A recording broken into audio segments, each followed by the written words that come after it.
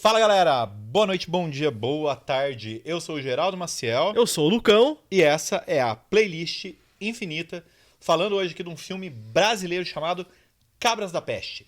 Filme que é uma comédia brasileira que não é da Globo Filmes. Olha só que interessante. Muito interessante, Tá cara. lá na Netflix, já assistiu? Conhece? Antes da gente começar a falar, já conta aqui nos comentários o que você achou desse filme. E além de contar, dar essas informações pra gente, o que mais vai fazer? Você vai clicar aqui embaixo para se inscrever no canal, vai clicar no sininho para ativar as notificações, vai deixar aquele gostei para ajudar a gente na divulgação aqui do nosso trabalho. E é isso aí. E também vai se inscrever nas nossas redes sociais que estão aparecendo aqui. Vamos lá, cara. Direção do Vitor Brandt, que também roteirizou, junto com o Denis Nilsen, o que é Cabras da Peste. Cabras da Peste é uma comédia policial que faz parte de um subgênero chamado Buddy Cop, que é um subgênero extremamente comum e popular no cinema norte-americano. Sim. Né? E, cara, eu acho uma ideia muito válida adaptar isso para a realidade brasileira. Bom, realidade brasileira nesse filme com muito de Nordeste. Afinal de contas, o nome do filme é Cabras da Peste.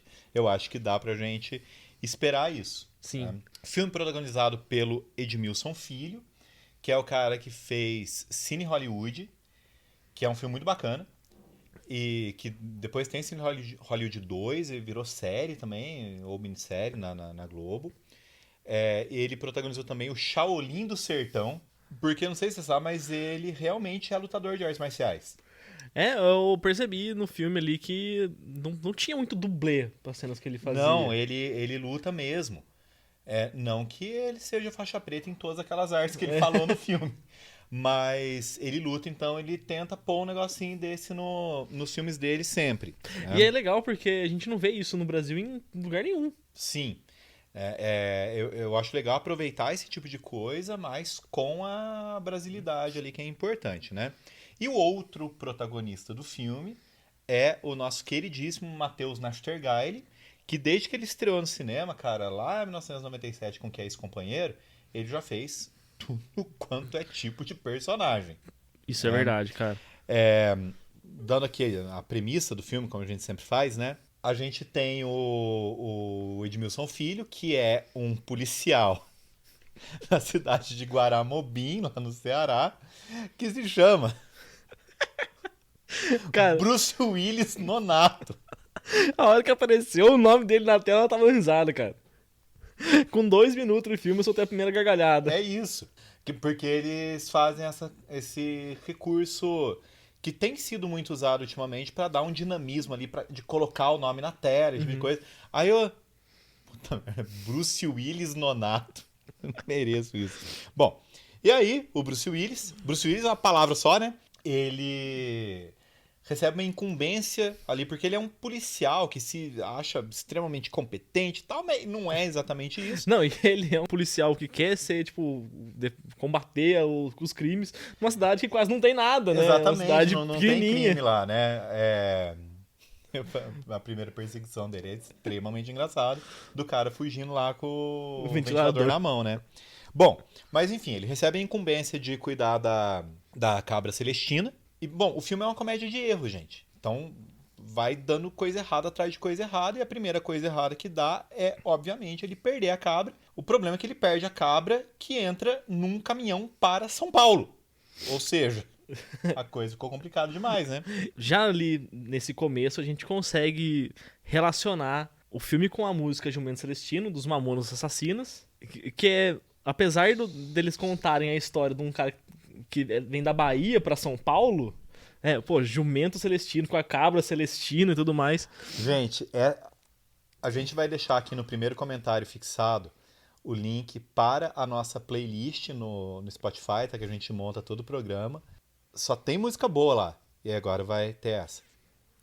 Não combina com absolutamente nada que tem lá. E olha que tem umas músicas que são bem diferentes uma da outra, mas mas essa vai ser diferente mesmo, né? Jumento Celestino, Mamonas Assassinas.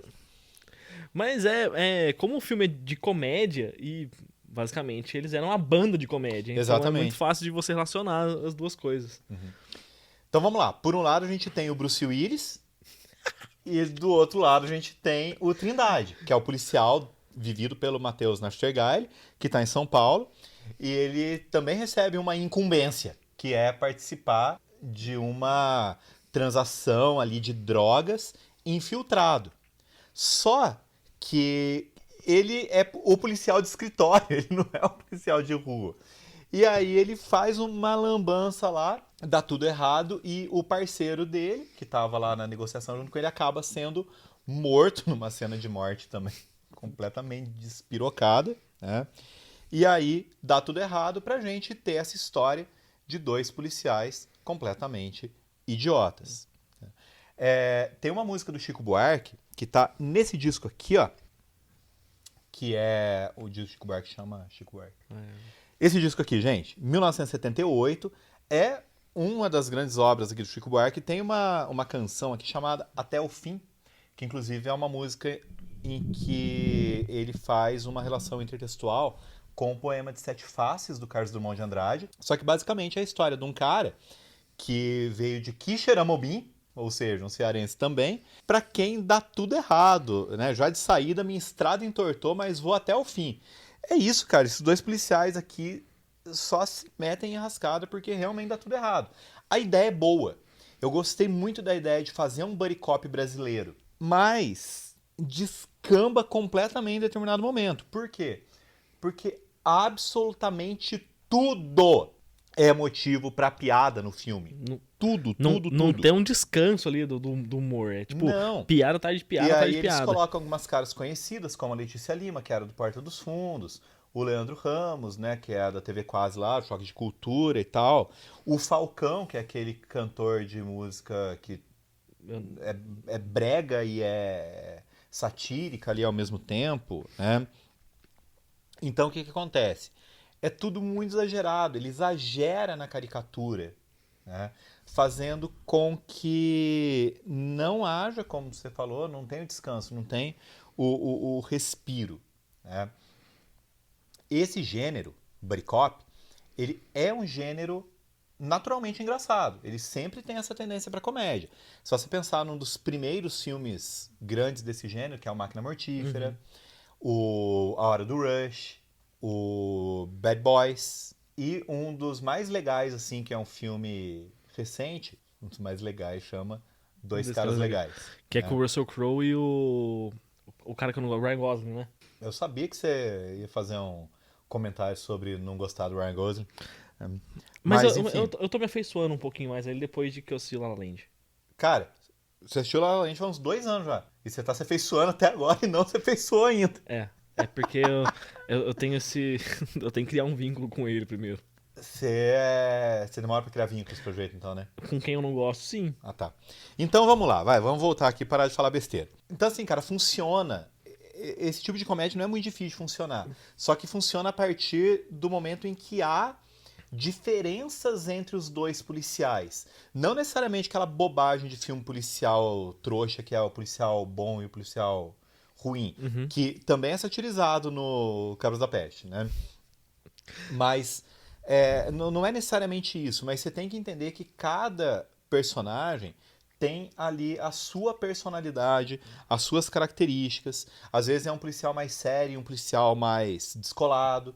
Às vezes, o grande clássico do gênero, o policial veterano, que está se aposentando já, e o policial novato. Ou às vezes nem são policiais. No Dois Caras Legais eles não são policiais, mas se aproveita desse gênero, né? A série Falcão e Soldado Invernal se aproveitou desse gênero também em vários momentos. Mas você tem ali o conflito entre personalidades. Isso não vai acontecer aqui num momento ali que você pensa, vai ter um conflitozinho. Ele resolve muito rápido, então não tem. Então qual que é o problema desse filme? É quase como se ele não tivesse trama. É uma sucessão assim, vamos fazer piada atrás de piada e a trama fica em segundo, até terceiro plano. Exato. Vezes. É como se fossem vários esquetes. E, cara, a história acaba não sendo tão importante, né? Não tô dizendo, gente, que precisa ter, nossa, que trama complexa, que negócio difícil, eu vou ficar pensando. Não, é até melhor que a trama não seja complexa. mas tem que ter trama. Não dá pra simplesmente abolir a narrativa, né? Exato. E, tipo, você tem uma linha narrativa ali, mas descaradamente isso não é importante pro filme, né? Também não estou dizendo que os personagens têm que ser extremamente complexos e profundos. Não, você consegue dar profundidade para os personagens se quiser, mas nesse tipo de filme isso não é necessário. Mas também você não precisa disparar a metralhadora de piada. Porque parecia isso, parecia o South Park quando começa no longa-metragem, que eles começam a soltar um palavrão atrás do outro. Esse filme é ele soltando a piada atrás da outra, né? Então o que acontece? Na primeira metade do filme até funciona, porque é aquela introdução, as piadas vão acontecendo, mas aí, cara, chegou na metade, tudo já se tornou muito cansativo, né? Você não aguenta mais dar risada, falando, nossa, me Exatamente. dá um descanso. E aí você para de dar risada. Eu, particularmente, chegou na metade do filme, eu não tava achando mais a menor graça. A história que eles criam parece não criar um estofo que sustente mais 40 minutos de filme. Sabe? A hora que você fica cansado, meu, cadê a história? Sabe? Então, vamos deixar uma coisa clara. Isso não é um problema quanto ao fato de o filme ser brasileiro ou não. Porque várias comédias americanas de muito sucesso têm esse mesmo problema. Tem. Né? Parece que quer fazer graça o tempo todo e você precisa ter o equilíbrio entre o humor e a narrativa, sabe? É isso, porque senão o filme vai tender ao escracho, simplesmente. Parece um filme de besterol, né? Aquele filme que ele não se leva a sério em nenhum momento, mas assim, não é o lance de se levar a sério, mas de ficar... É o besterol mesmo, sabe? O besterol, ele é um gênero por si só, né? E ele se vale dessa sucessão de gags, né? A sucessão de piadas uma atrás da outra ali. E declaradamente a trama não deve existir, né? Quando você pega, por exemplo, uma coisa bem estúpida como Todo Mundo em Pânico, principalmente a partir do segundo, que já deixou o Pânico original para trás, né? É só piada atrás de piada. Eu, particularmente, não gosto mesmo desse tipo de filme. Mas eu entendo a existência por ele fazer parte de uma natureza específica de filme. Só que o Cabras da Peste não pertence a isso, né? Ele não deveria ser só isso porque ele não foi criado com a intenção de ser meramente um besterol. Ele tem uma história ali que segue uma linha, mas que falha ao seguir essa linha, porque de vez em quando isso é esquecido, né? Então, ele poderia ser uma releitura brasileira de um gênero americano, mas ele se tornou uma sátira de um gênero que muitas vezes já nasce meio satírico e ficou muito esquisito, né? Poderia ser algo genial, sinceramente, poderia. E eu vejo essa possibilidade como uma coisa que ainda possa surgir no cinema brasileiro.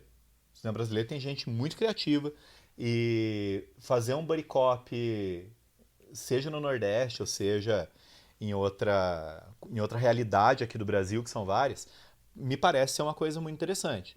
Mas a verdade é, nada consegue salvar um roteiro fraco. E esse é o grande problema do... Esse é o grande problema. Cabras da Peste, cara. É isso, gente. Conta aí pra gente o que você achou e... Grande abraço! Até o próximo vídeo. Um beijo!